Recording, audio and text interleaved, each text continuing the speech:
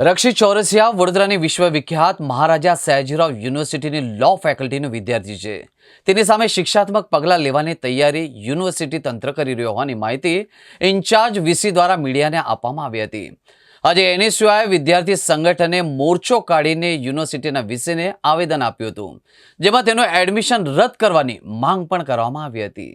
રક્ષિત Chaurasia MS યુનિવર્સિટીની સાથે સંકળાયેલ હોવાથી એમએસ યુનિવર્સિટીનું નામ પણ ખરાબ થઈ રહ્યું છે અને તેના ફોટા સાથે દેખાવ કરીને ભારે સૂત્રોચ્ચારો એનએસયુઆઈ દ્વારા કરવામાં આવ્યા હતા। આ સાથે જ આરોપીનો પોસ્ટર લાવીને સળગાવવામાં પણ આવ્યું હતું। આવા વિદ્યાર્થીને યુનિવર્સિટીથી દૂર કરે તે અંગેની માંગ યુનિવર્સિટી હેડ ઓફિસ ખાતે કુલપતિ સમક્ષ કરવામાં આવી હતી। આ સાથે શાંતિપૂર્ણ આવેદન પણ આપવામાં આવ્યું હતું અને માગણી કરી છે કે વહેલામાં વહેલી તકે સત્તાધીશો નિર્ણય લે કે આવા બેફામ કાર ચલાવનાર વિદ્યાર્થીઓને સસ્પેન્ડ કરવામાં આવે। 13 તારીખના રોજ વડોદરાના કારેલીબાગ વિસ્તારમાં જે ગંભીર અકસ્માત થયો હતો તેમાં એક નિર્દોષ વ્યક્તિએ જીવ ગુમાવ્યો હતો। સાથે સાથે 8 જણા જે ગંભીર રીતે ઘાયલ થયા હતા, તેને ધ્યાનમાં લઈને આજરોજ એનએસયુઆઈ વડોદરાની એમએસ યુનિવર્સિટીની હેડ ઓફિસ ખાતે આવેદનપત્ર આપવા માટે ગયું હતું। કારણ કે જે વિદ્યાર્થી હતો જેનાથી આ ઇન્સિડન્ટ થયો હતો તે એમએસ યુનિવર્સિટીની લો ફેકલ્ટીનો વિદ્યાર્થી હતો।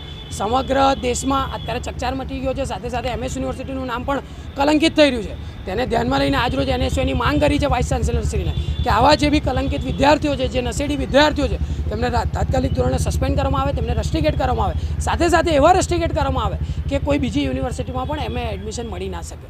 બેફામ કાર ચાલકો કાર ચલાવે છે, કેવી સજા થવી જોઈએ આ લોકો પર? આમાં ખરેખર પોલીસ પ્રશાસન પર, અહીંયાની ગવર્મેન્ટ પર, અહીંયાના પ્રશાસન પર દરેક જગ્યાએ દરેક સેક્ટરમાં આના સવાલો ઊભા થાય છે કે આટલો અવેરનેસના પ્રોગ્રામો જ્યારે પોલીસ તંત્ર યુનિવર્સિટીમાં લઈને આવતું હોય, બહાર સેમિનારો કરાવતી હોય, ત્યાં બહાર એમના જે કાર્યક્રમો હોય તે થતા હોય અવેરનેસ માટેના, અને આવી રીતે ગુજરાતમાં ડ્રાય સ્ટેટમાં આવી રીતે જ્યારે નશાની હાલતમાં ધ્રુત વ્યક્તિ આવી રીતે બેફામ ગાડી ચલાવતો હોય તો શું અહીંયાની સરકાર સૂઈ રહી છે? એટલે આવા ઘણા બધા પ્રશ્નો ઊભા થાય છે। એનએસયુઆઈએ આવા મુદ્દાઓ અગાઉ પણ ઉજાગર કર્યા છે અને ફરી એક વખત આવો મુદ્દો આવ્યો છે ત્યારે એનએસયુઆઈએ આનો વિરોધ કર્યો છે। એનું પોસ્ટર બારવામાં આવ્યું છે, શું કહેશો ખાસ કરીને? એનું પોસ્ટર બારીને વિરોધ પ્રદર્શન આજરોજ હેડ ઓફિસ ખાતે કર્યું છે। સાથે સાથે આગળના દિવસોમાં આના પર રોડ રસ્તા પર પણ ઉતરીને એનએસયુઆઈ આનો વિરોધ કરશે, કારણ કે ડ્રાય સ્ટેટ છે, ગાંધીનું ધામ છે, ગાંધીનું ગુજરાત છે, ત્યાં આ પ્રકારની એક્ટિવિટી આવી રીતની વારદાત થતી હોય એ ખૂબ જ શરમજનક છે।